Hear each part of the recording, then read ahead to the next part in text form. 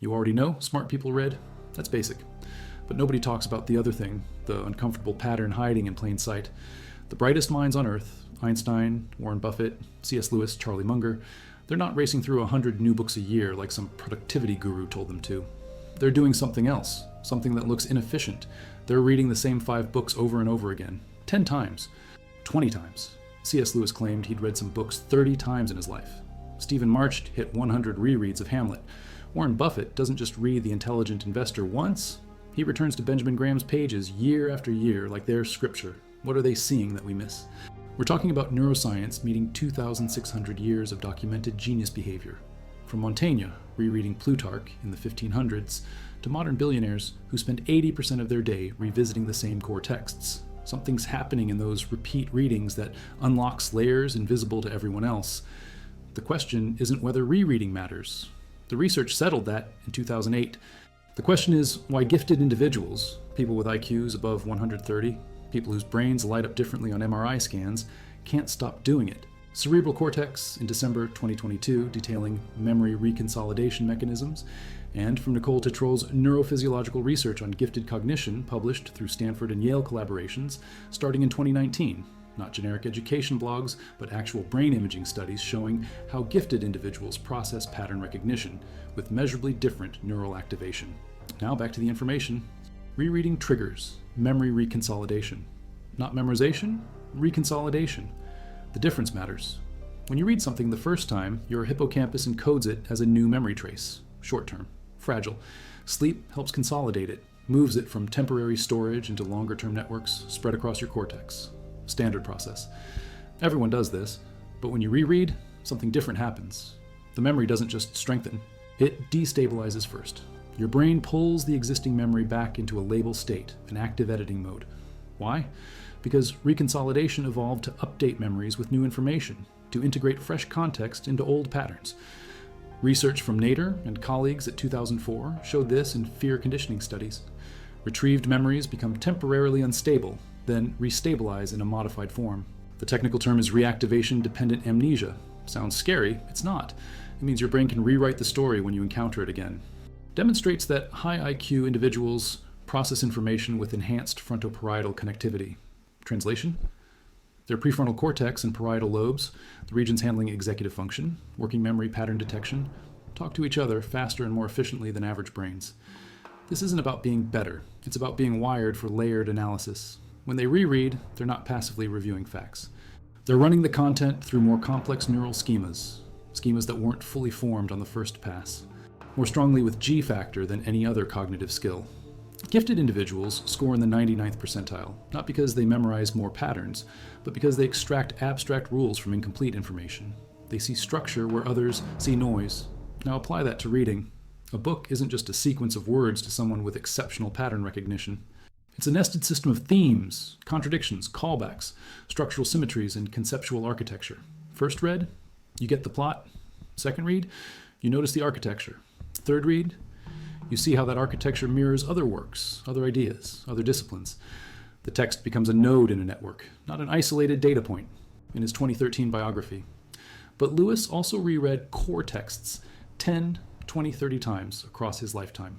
McGrath notes that Lewis could remember books primarily because he absorbed their deep inner logic, not just their content. Deep inner logic. That phrase matters. It's not about memorizing quotes. It's about internalizing the framework, the way the author constructs arguments, sequences information, builds tension, resolves ambiguity. Once you internalize that framework, you can apply it elsewhere. You've absorbed a thinking pattern, not a fact set. Published research in cognitive neuroscience journals from 2011 through 2023 confirms this dual process. But here's where it gets interesting.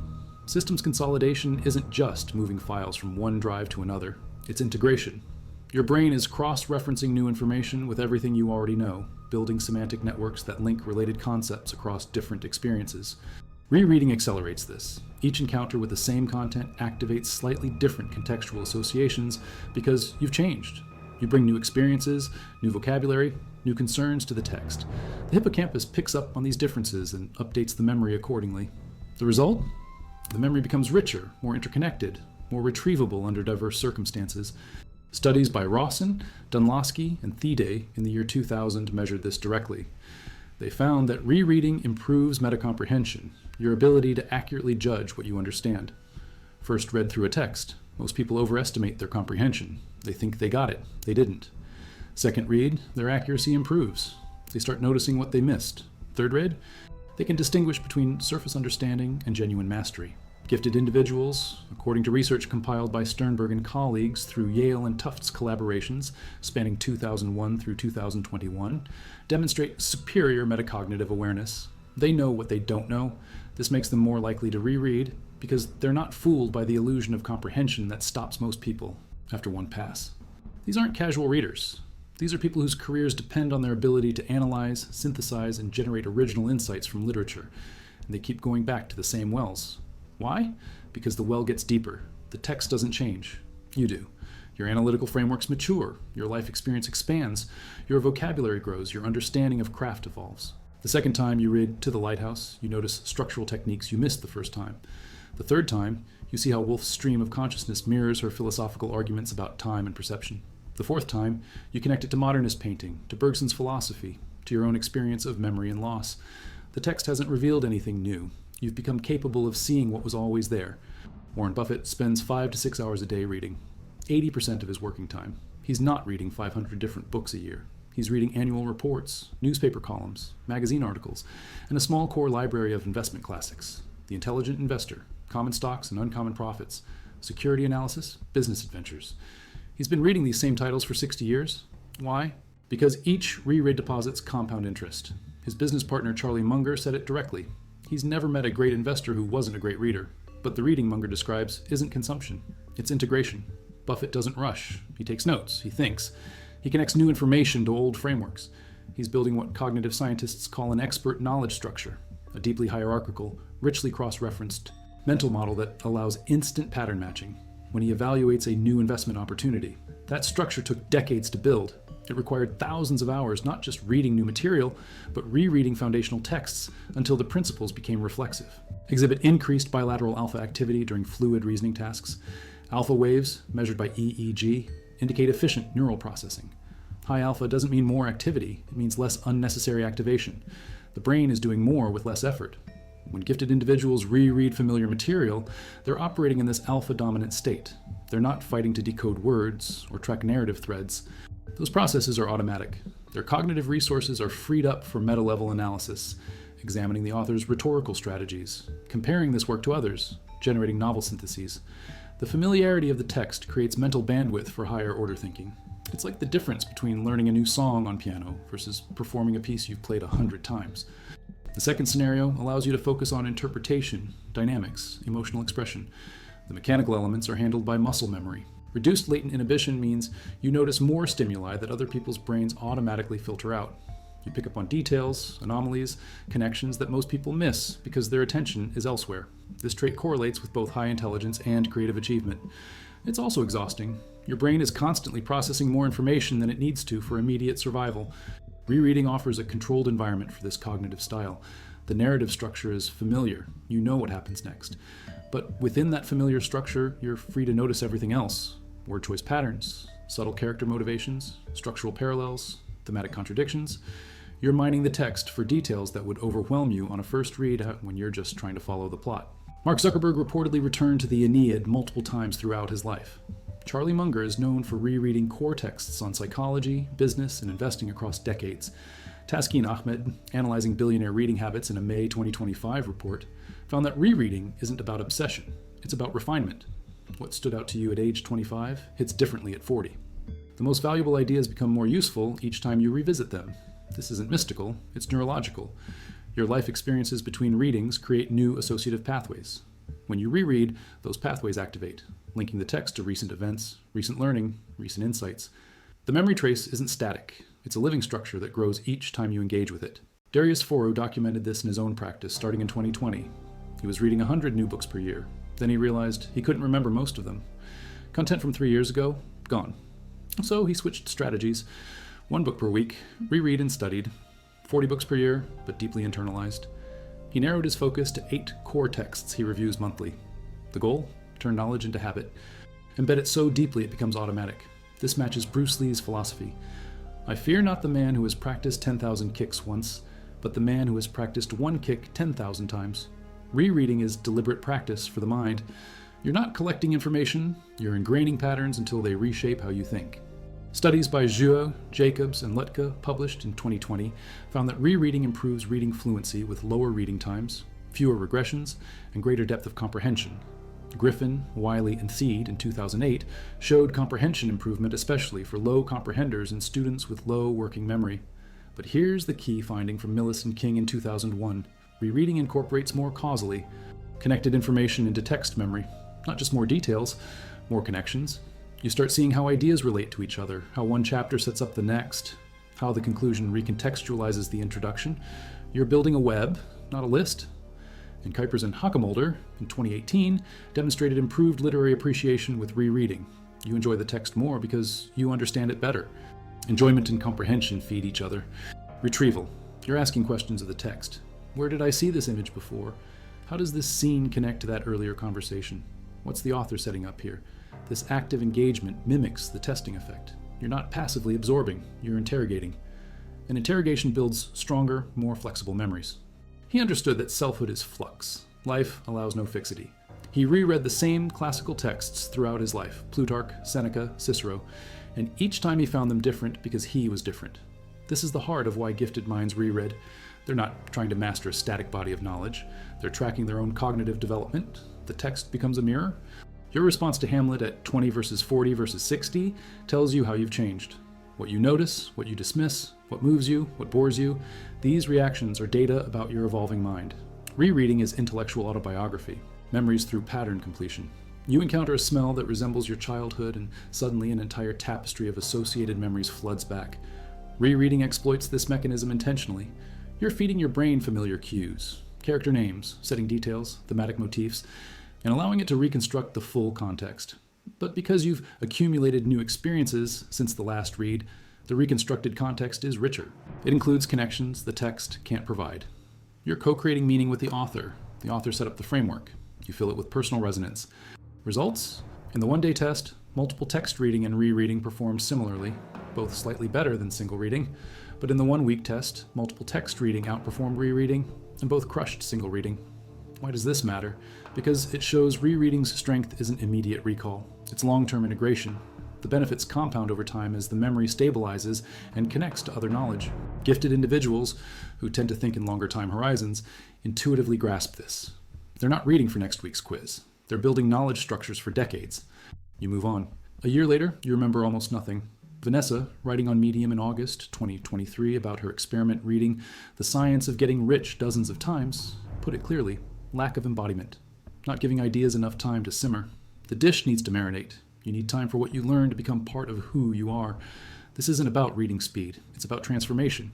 If a book doesn't change how you think, why did you read it? And if it did change how you think, why wouldn't you revisit it to understand exactly how that change happened before? From the Yaoist and Homer to Freud, Kafka, and Beckett is a journey of nearly 3 millennia. Since that voyage goes past harbors as infinite as Dante, Chaucer, Montaigne, Shakespeare, and Tolstoy, all of whom amply compensate a lifetime's rereadings, we are in the pragmatic dilemma of excluding something else each time we read or reread extensively. Bloom chose depth. He reread the peaks of human achievement until he knew them from the inside out. This wasn't intellectual elitism. It was practical recognition that mastery requires immersion. You can't master Shakespeare by reading him once. You can barely understand him. The language is dense, the references are obscure, the plots fold back on themselves. It takes multiple encounters to even track what's happening, let alone analyze how it works. Victor Brombert wrote in the Yale Review in November 2025 about the experience of rereading. He picked up a book he'd marked up years earlier, found his handwritten notes in the margins, and wondered, why did I underline this sentence? It's the next one that's important. His way of reading the text had shifted. He himself had changed. This raised the larger question. Rereading comes in many forms. Voluntary rereading from a willful decision to revisit an admired book or one that left unanswered questions. Academic rereading to refresh intimacy with a work and avoid mumbling through the same 15-year-old lecture notes. Subconscious rereading, where remembered contact with a book accompanies you during a lifetime and continues to nurture you. And pre-reading, when certain dispositions in your character make you receptive in advance to an author you haven't yet encountered. Bromber argues that actual rereading can lead to more complex, more literary understanding when the stress shifts from what the text says to how it's constructed. The craft of composition, the quality of language, the architectural choices, Every rereading registers revision and provokes it. The newness isn't in the text, it's in you. This allows what Douglas Hofstadter called fluid analogizing, generating connections across distant domains, holding multiple possibilities in mind at once, synthesizing novel solutions. When someone with this cognitive architecture rereads, they're not just remembering better, they're building analogies. This scene in Hamlet reminds me of that moment in Crime and Punishment, which connects to what I read about moral psychology, which relates to a conversation I had last week. The web grows. A study published in Cerebral Cortex in December 2022 on neural network memory consolidation found that memory replay during offline periods helps integrate new information into existing knowledge structures. The brain imagines new examples of categories based on features it has learned. It consolidates not by copying, but by generating variations. Rereading feeds this process. Each encounter provides slightly different features. Different words stand out, different themes feel relevant, different structural elements catch your attention, and your brain uses these variations to deepen and refine the category. The book becomes not a single fixed memory, but a generative template for understanding related experiences. This gave him what he called tremendous ease and the power of confidence.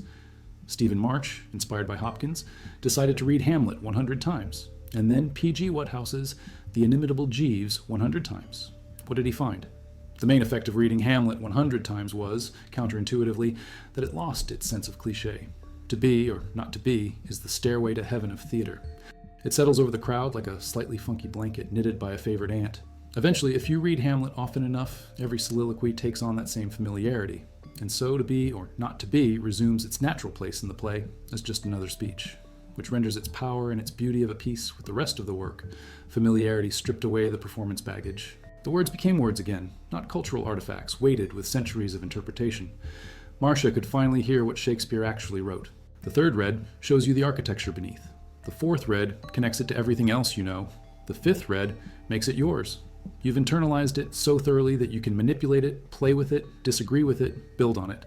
You're not a passive consumer anymore, you're in dialogue with the author across time. Spacing effect studies going back to Hermann Ebbinghaus in the 1880s show that distributed practice, studying the same material multiple times with gaps in between, produces stronger retention than massed practice. But modern neuroscience reveals why. Each time you retrieve a memory after a delay, you're forcing your brain to reconstruct it from partial cues. This reconstruction process strengthens the memory trace and makes it more resistant to forgetting. It's called retrieval-induced strengthening. The act of remembering changes the memory, making it easier to remember next time. Rereading with gaps between sessions maximizes this effect. You forget enough details that reconstruction requires effort, but not so much that you're starting from scratch. The sweet spot for spacing seems to be weeks to months, depending on the complexity of the material, which is exactly what people like C.S. Lewis and Warren Buffett do naturally. They cycle through their core library on annual or semi-annual loops, each return requiring them to rebuild the mental model from the foundation up. Memory consolidation happens disproportionately during non-REM sleep, particularly slow-wave sleep. Research reviewed in cognitive neuroscience journals from 2011 shows that during NREM sleep, the hippocampus replays recent experiences. This replay transfers information from temporary hippocampal storage to permanent neocortical networks. The kicker?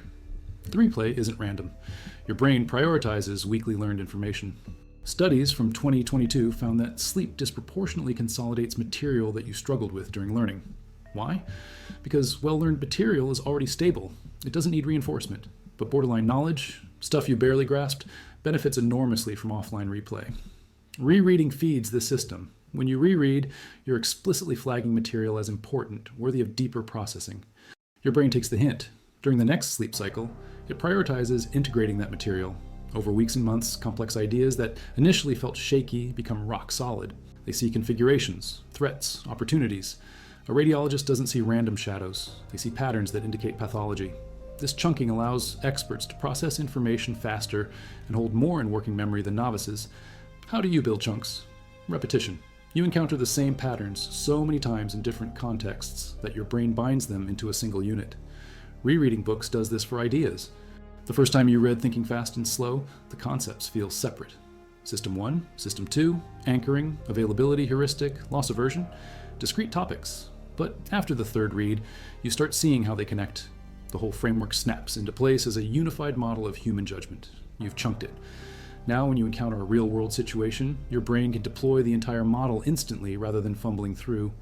Isolated concepts, you think faster and more accurately because the underlying knowledge structure is robust. What separates the good from the great is willingness to do boring, repetitive work that others avoid. Rereading is intellectually boring in the same way that practicing scales is musically boring. It's not sexy, it doesn't give you new content to brag about, but it builds the foundation that allows everything else to work. Gifted individuals understand this instinctively. Their pattern recognition is strong enough to notice that rereading yields results even when those results are hard to articulate. They don't need to study to tell them it works. They feel it in the quality of their thinking. Ideas come faster, connections appear more readily, arguments feel more solid. They trust the process, even when it looks inefficient to outside observers. You accumulate shallow knowledge, lots of facts, disconnected ideas, no coherent framework to hold them together. This is the trap of modern information culture. Everyone's optimizing for volume. Read more books, consume more articles, listen to more podcasts, follow more thought leaders. The assumption is that more input equals more output, but that's not how cognition works. Your brain has limited processing capacity. If you're constantly jamming new information into the front end without giving existing information time to consolidate, you're building on sand. The foundation never firms up. You get what Cal Newport calls pseudo-productivity. Lots of activity, little depth, minimal long-term value. Gifted individuals reject this model. They prioritize integration over accumulation. They'd rather have 10 ideas they truly understand than 100 they've merely encountered. You play the same etude until your fingers move without conscious thought. The goal isn't novelty, it's mastery. These traditions understand that true creativity comes from deep internalization of fundamentals. Once the basics are reflexive, you can improvise. But if you skip the repetition phase, your improvisation is shallow. It lacks the structural integrity that comes from intimate familiarity with the underlying patterns. Rereading bridges these approaches.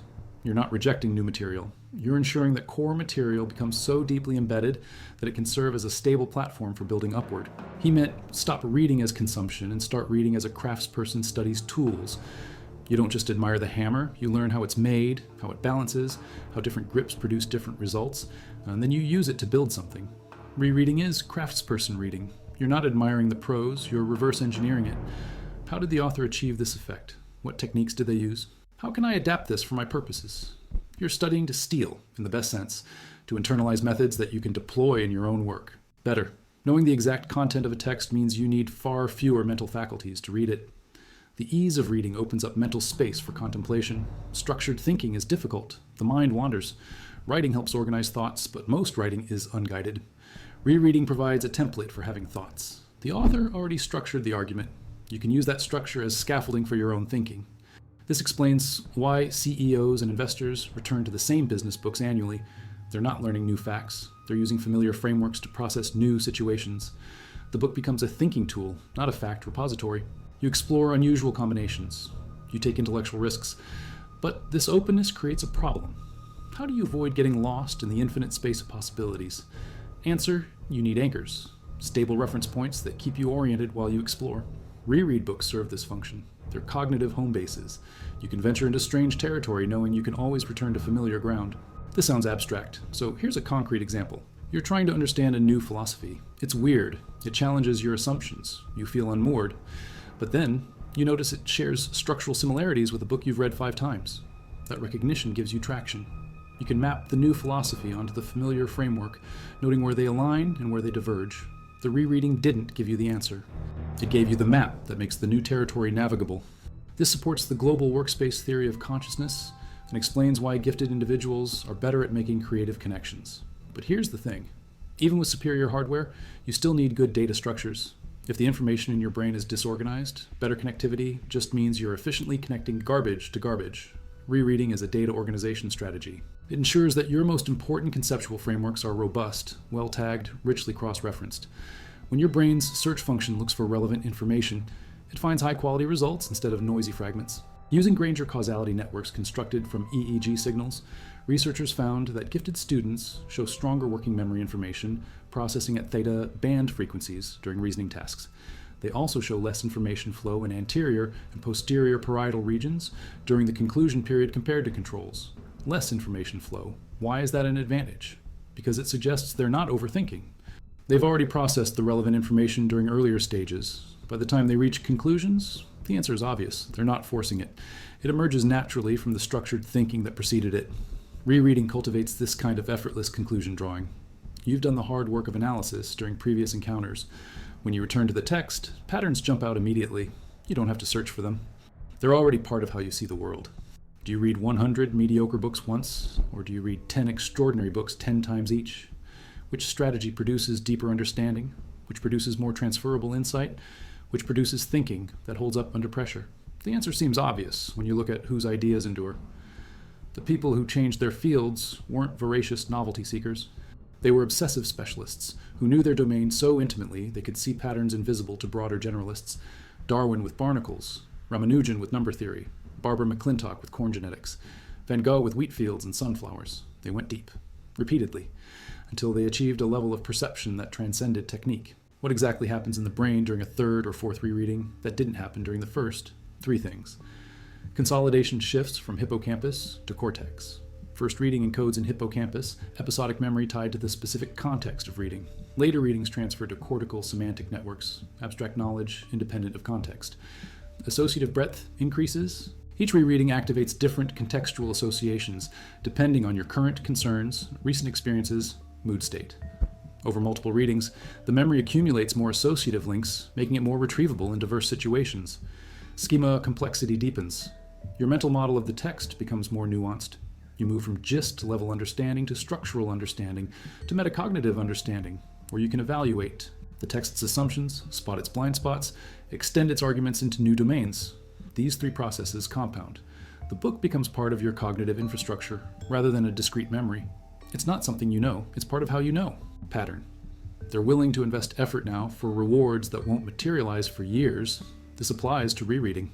The benefit of rereading War and Peace for the 4th time isn't immediately obvious. You're not learning new plot points, but 10 years from now, when you're wrestling with a complex decision that involves moral ambiguity and multiple stakeholders, your brain will reach for frameworks. If War and Peace is deeply embedded, its entire architecture becomes available. Character dynamics, political maneuvering, personal sacrifice versus collective good, moral compromise, unintended consequences. The whole thing maps onto your situation without you consciously retrieving specific passages. This is what Warren Buffett means when he says knowledge compounds like interest. Each rereading deposits another layer. You don't see immediate returns, but decades later, the compound effect is massive. Your thinking has depth that rapid readers can't match. They're actively constructing knowledge architectures that persist across decades. This isn't about memory in the simple sense. It's about transformation. The right books, deeply internalized, change how you perceive, how you reason, how you generate new ideas. They become part of your cognitive operating system. Not everyone needs this level of engagement with text. For most purposes, a single careful reading suffices. But if your goal is genuine expertise, if you want thinking that produces breakthrough insights rather than competent analysis, if you're playing the long game where compound knowledge is the ultimate advantage, then rereading isn't optional. It's the core practice. People who reread extensively show not just better comprehension, but different comprehension. They develop what one study called a sense of textual geography. They know where things are in the book without conscious effort. Page numbers mean nothing, but they can navigate to key passages through feel. This spatial memory for text correlates with deeper understanding, because it means the book's structure is encoded in multiple formats. Verbal, conceptual, and spatial simultaneously. Your brain has redundant pathways to the same information, making retrieval faster and more robust. Gifted individuals, with their enhanced spatial reasoning abilities, exploit this naturally. The book becomes a mental landscape they can wander through at will. The second layer gives you relationships between facts. The third layer gives you principles underlying those relationships. The fourth layer gives you meta-principles about when those principles apply and when they break down. The fifth layer gives you a generative ability to create new principles by analogy. Each layer depends on the previous layers being solid. You can't build the 5th floor until the foundation is stable. Rereading is foundation work. Unglamorous, slow, essential. Gifted minds understand that skipping foundation work means your intellectual edifice collapses under scrutiny. They'd rather have unshakable ground to build on than a tall but fragile tower of half-understood ideas. Personal collection, 3,000 volumes, annotations throughout. The owner had been rereading these books for 40 years, accumulating marginalia that tracked his evolving interpretations. Researchers analyzed the annotations and found something striking. Early notes were summaries, attempts to capture content. Middle period notes were questions, challenges to the author. Late period notes were syntheses, connecting the book to other books in the collection. The reading pattern showed clear intellectual development. He wasn't just aging, he was becoming a different kind of thinker through sustained engagement with the same texts. The books served as a stable platform while his mind transformed. This is the hidden function of rereading that nobody talks about. It lets you watch yourself change. And that brings us to the real answer. Rereading is foundational work. Unglamorous, slow, essential. Gifted minds understand that skipping foundation work means your intellectual edifice collapses under scrutiny. They'd rather have unshakable ground to build on than a tall but fragile tower of half-understood ideas. Personal collection, 3,000 volumes, annotations throughout. The owner had been rereading these books for 40 years, accumulating marginalia that tracked his evolving interpretations. Researchers analyzed the annotations and found something striking. Early notes were summaries, attempts to capture content. Middle period notes were questions, challenges to the author. Late period notes were syntheses, connecting the book to other books in the collection. The book's served as a stable platform while his mind transformed. This is the hidden function of rereading that nobody talks about. It lets you watch yourself change. Why do gifted minds reread the same books repeatedly? Not because they forget, not because they're obsessive, not because they lack new material to read. They reread because books are mirrors. Each encounter reveals not just the text, but the reader. Your response is data. What you notice, what you skip, what makes you angry, what bores you, what inspires you, what confuses you. These reactions trace your cognitive landscape. By rereading with years between encounters, you get snapshots of your own intellectual evolution. The text doesn't change. You document how you change. And for people whose primary tool is their mind, tracking that change is essential maintenance. You can't optimize what you don't measure. Rereading measures the development of your core cognitive patterns across time. It's intellectual autobiography, written in the margins of other people's words. That's the layered insight nobody sees at first. The book isn't the teacher. You're teaching yourself by using the book as a controlled experiment. Same stimulus, different responses. Track the deltas, understand the growth. That's why they keep going back.